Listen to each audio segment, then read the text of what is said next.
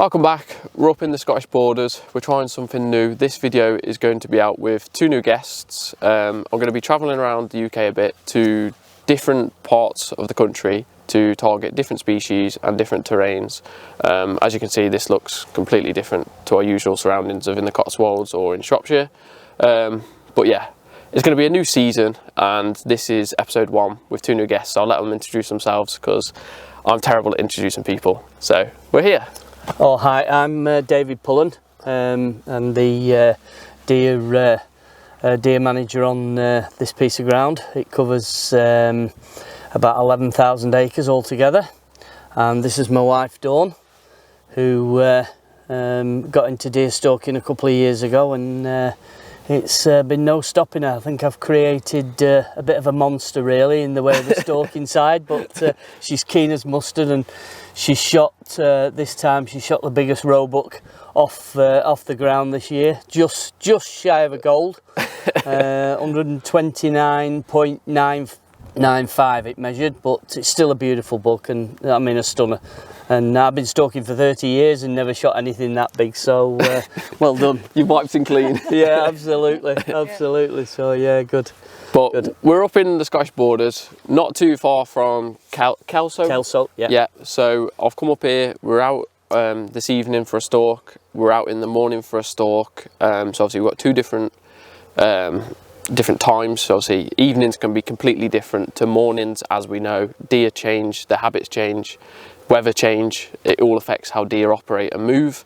So we're going to be documenting tonight's film, in the morning's film, so there'll be two separate ones, and then also any other footage we get you'll see on our Instagrams. So I'll tag all of our social medias below, so then you can go and check out David's or check out mine if you didn't know it, and then just gets you a better feel for what we're doing. And obviously ultimately we're just trying to promote good deer stalking practices and how you do it professionally. Similar to, I think you operate very similar to us, because we've had a bit of a chit chat in the car, so it's good to hear it from someone else's point of view. Yeah. But there's as they say, there's 9 million ways you can skin a cat. So when we come to do the Gaelic, when you come to do the stalking, what kit you're using, it's all going to be different. So I'll document all that, and we'll see how much footage we can get, and that will depend on what videos we have. David's just spotted a deer in the corner of the field. He's looked for his binos, probably they're 8 or 10 power, and he thinks it's a doe, but luckily it is a doe actually. Yeah. I take it you just have to call bucks, are we, tonight? Yeah, well, yeah, cool bucks, or yeah,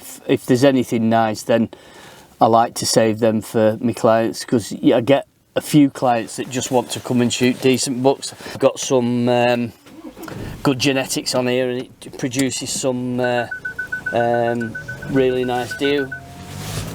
We shoot approximately 15 to 20 medal class heads every year, from bronze.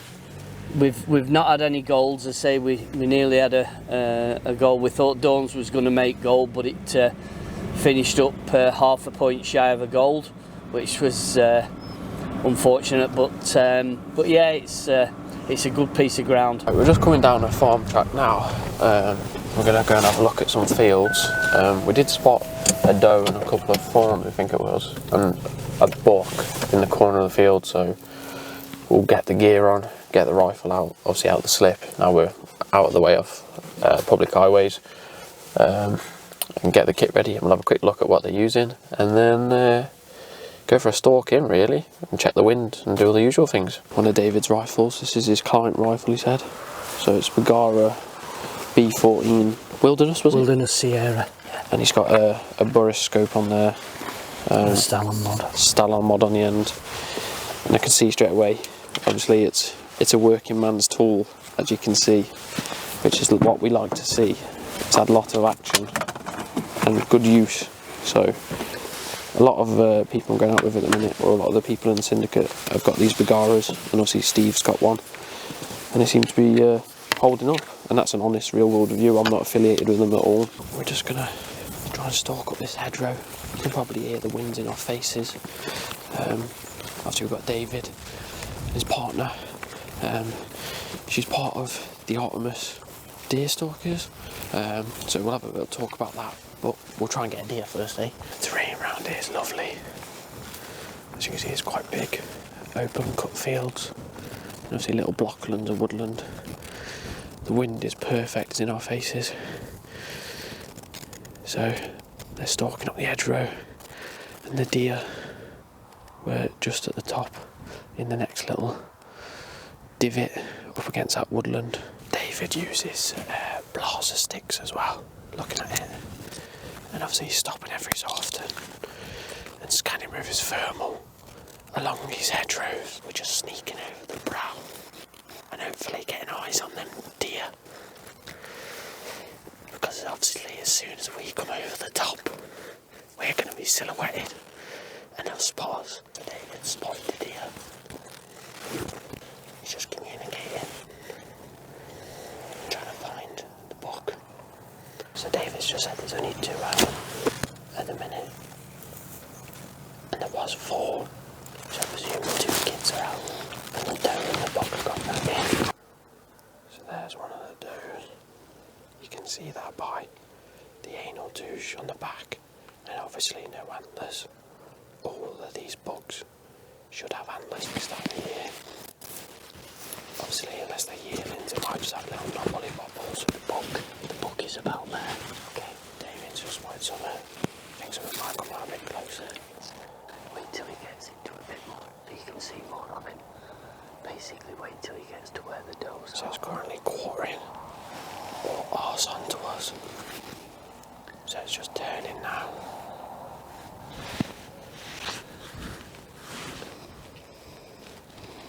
He'll work his way. I don't really want to go any further.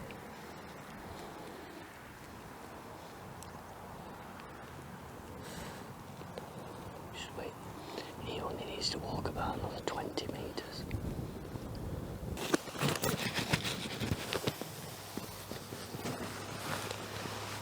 Yeah, so you can see it's happily feeding. He has no idea we're here because the wind is perfect.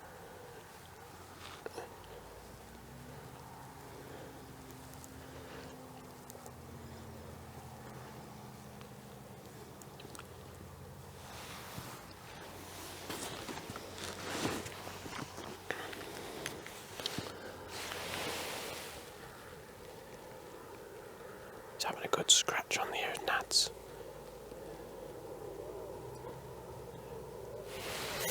Obviously he's quartering away at the minute, so no shot presentable. But this is where the waiting game is. He'll more than likely follow the doe, you see. That youngster's coming towards us, so they'll clock us. He'll lift off, but be ready to put it on and keep low. Alright, and then I'll get low, I'll put the sticks out, and then you go up and onto the sticks. So you can see there's a buck there. And then to the right we've got a doe and a kid.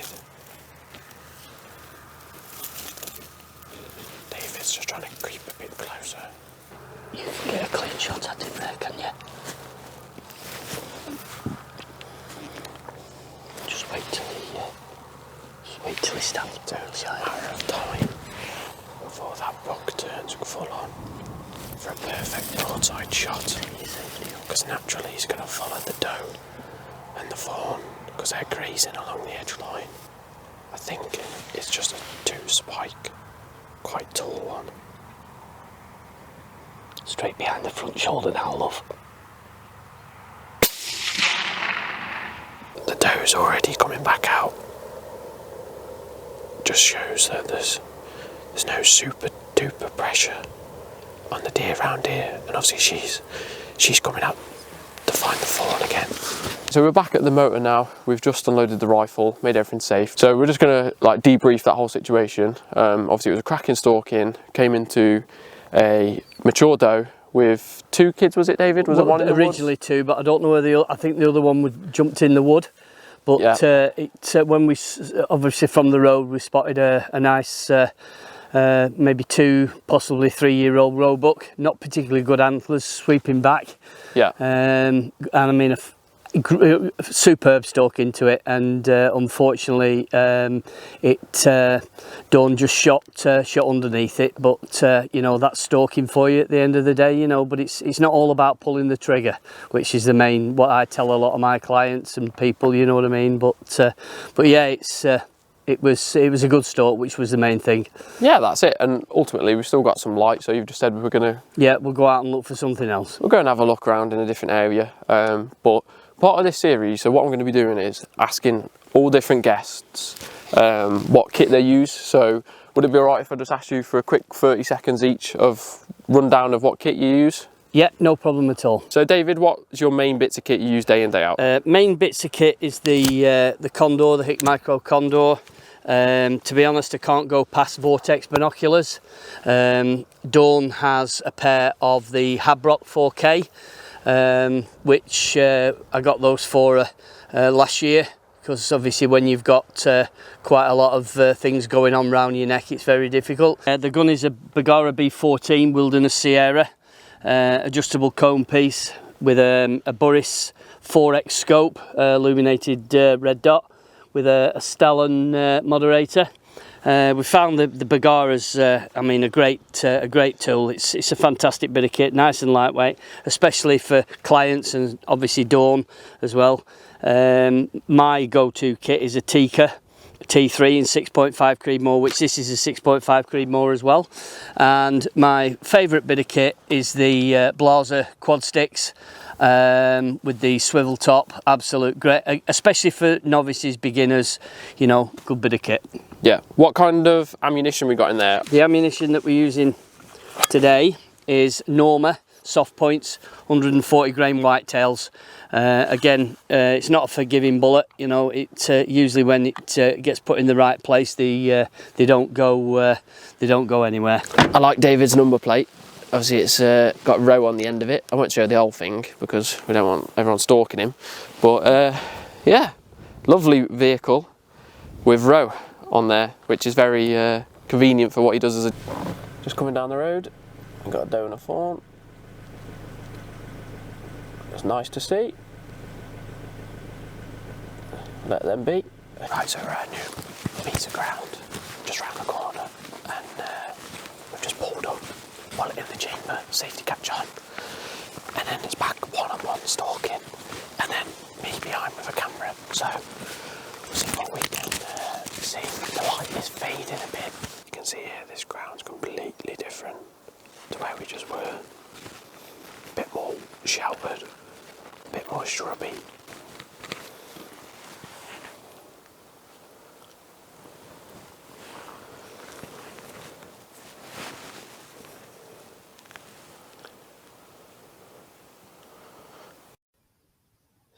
Deer there, and we're on the track here.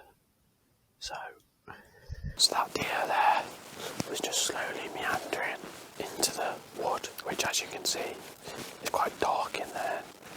We're still well within legal time. We've got about 45 minutes, but obviously the light's dropping, and obviously David's using the traditional glass scope. So regarding shooting light capabilities. Right, that's us done for the evening. The evening stalk, where we last saw that deer, and it was going into the forestry track. It was losing the light, it was dark. We think it was a buck, but we couldn't see what it was through the binos, and we lost the light for the glass traditional scope. So we called it an evening. David and his partner dropped me back off in Kelso. We went for a beer, had a bit of a chit chat, got to know each other, because we've not really met before this. We just spoke on the phone a little bit, so it was nice. Just put the cameras away, have a beer, and then got some food, and then I've just come back to digs, had a shower, and then David's picking me up at 5:45 in the morning for a morning stalk. So we're all set, ready to go for the morning. Just checked in the B&B earlier on, so yeah, we'll get some kit for a couple of hours, and then we'll be going out tomorrow morning for a morning stalk. So far, I think this is going to be a cracking little episode or season we're going to do, which is travelling around the UK, meeting different people and going out with them, showing how they do their stalking day in, day out with clients, just themselves, doing their own deerage management for their estates, featuring how they extract the deer, the different kit they're using, different tips and tricks that they've learned. So it's very interesting to see you get to the same point at the end, but it's interesting to see how different people do it. Sometimes I think it's easier certain ways, but that's just personal preference. But yeah, right, let's get a few hours kip and then let's get out in the morning and see what we can see.